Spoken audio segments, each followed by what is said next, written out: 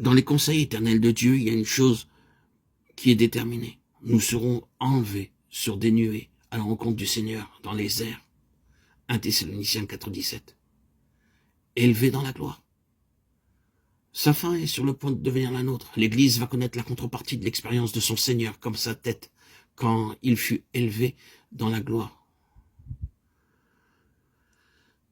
Nous ne mourrons pas tous, mais tous nous serons changés en un instant, en un clin d'œil, à la dernière trompette, 1 Corinthiens 15.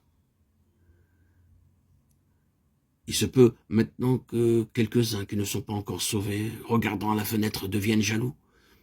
Allez-vous rester à l'écart? Voulez-vous être séparés de tout cela? Et pourquoi?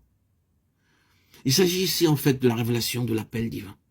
Voici une représentation de la parole de Dieu quant à ce qui a été rendu possible pour vous par la croix du Seigneur Jésus, si du moins vous voulez le croire. Laisseriez-vous tous en aller? Certainement, vous voulez vous en approcher.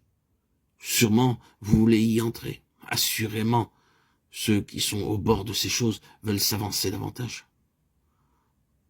Sans doute,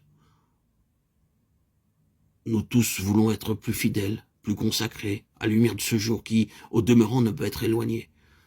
La parole de Dieu s'est toujours accomplie. Elle s'est avérée véritable. Il ne peut en être autrement au sujet de ce qui vient d'être dit. Ceci n'échouera pas. Que le Seigneur nous fasse entrer dans l'intention même de notre vocation.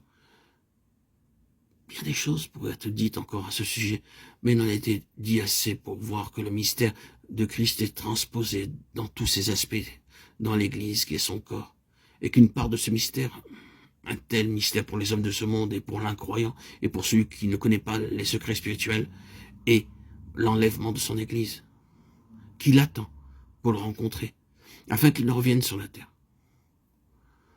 Pour le monde, l'enlèvement vers la gloire est ridicule, digne d'être raillé, méprisable, rejeté comme une idée grotesque.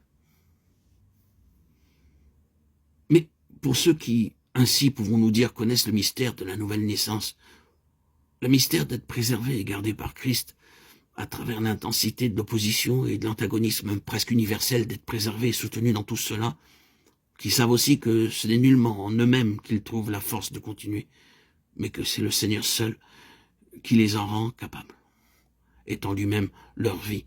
Tous ceux d'entre nous qui connaissent ces mystères ne trouvent pas difficile d'accepter cette part supplémentaire de mystère lié à la consommation de leur vie, à savoir d'être enlevés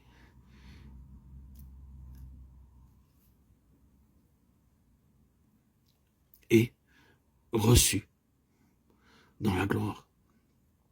C'est bien là une chose étrange que les hommes de ce monde peuvent accepter aujourd'hui comme lieu commun, des choses au sujet desquelles ils se seraient moqués il y a quelque temps.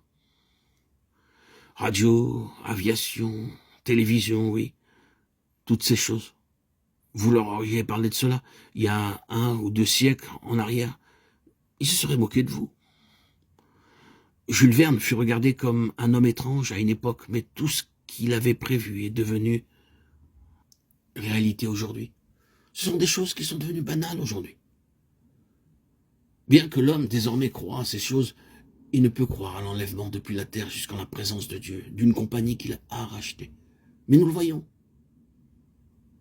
Dans nos cœurs, nous le voyons. Nous nous attendons à cela. Et nous nous hâtons pour cela. Et nous l'acclamerons avec joie. Le cri est dans nos cœurs. Amen. Viens, Seigneur Jésus.